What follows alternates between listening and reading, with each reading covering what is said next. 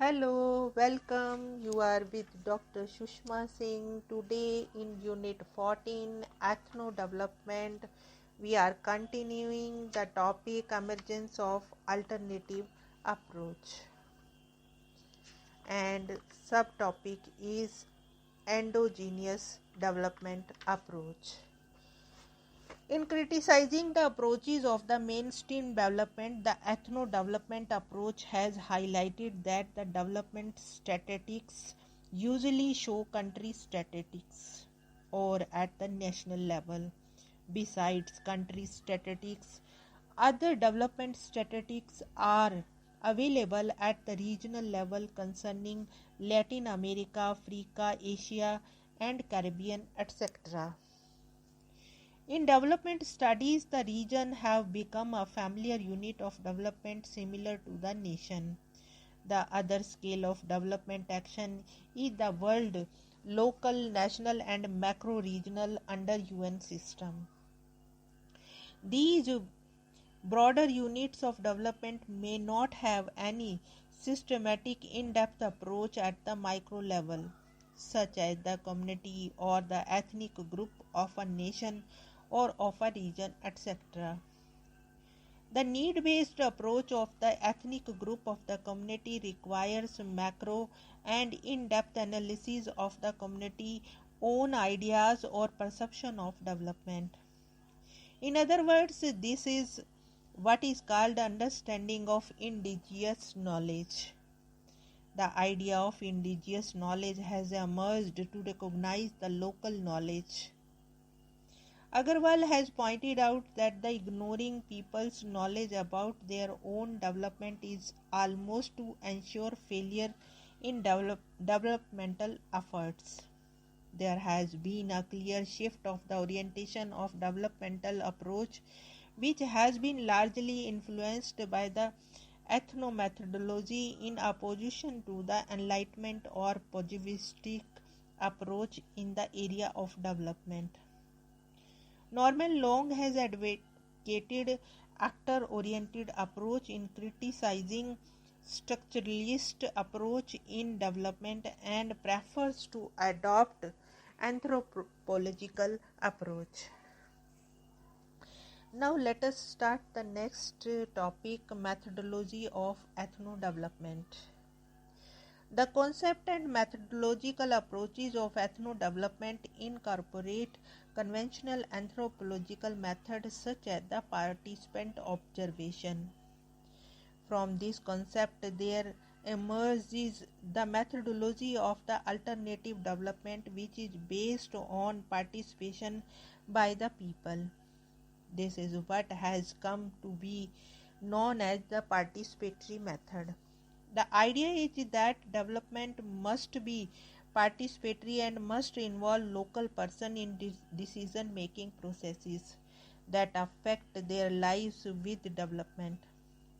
The people or community for whom the development programs are adopted must take part in formulation of development programs.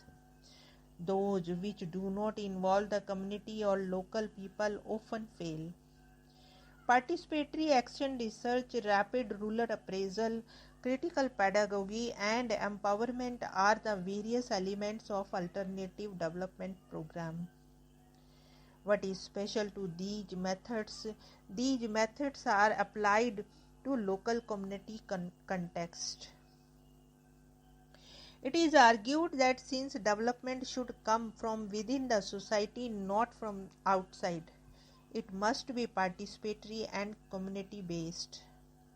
The initiatives for the development must be identified by local people who will involve themselves in designing and implementation of development projects using principles and techniques suited to local conditions.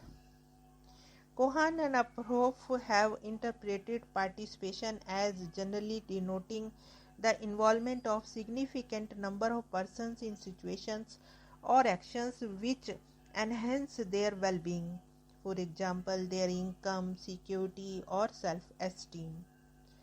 Paul has defined participation in the context of development as community participation that refers to an active process whereby beneficiaries influence the duration and execution of development projects rather than merely receiving a share of project benefit. Santnam defines participation as commitment on the part of the individuals towards all forms of action by which the individual can take part or play part in the operation without being conscious of any socio-economic barriers to achieve certain common goals in a group situation. This commitment is possible only when he is appraised with the situation so as to enable him or her to form an attitude based on his or her own perceptions. Lele from the study in Africa has explained that the local participation may mean involvement of people in planning and assessment of local needs. They may also be informed by the plans designed for their society if they are expected to give consent and to cooperate with the program implementation. Participation thus can bring self-reliance to accelerate self-development. Now let us conclude the unit. This unit began with a small discussion on various theories of development. The issues of sustainable development and cultural consideration in development are important dimensions of development discourse in contemporary world. Development is no longer defined solely in terms of economic growth. The cultural dimension of society have emerged to play significant role in contemporary development orientation. In this context, the emergence of various alternative approaches to development, that is, endogenous development and ethno-development approaches, are elaborated. Here we want to close this lecture as well as unit. Thanks for patientful hearing.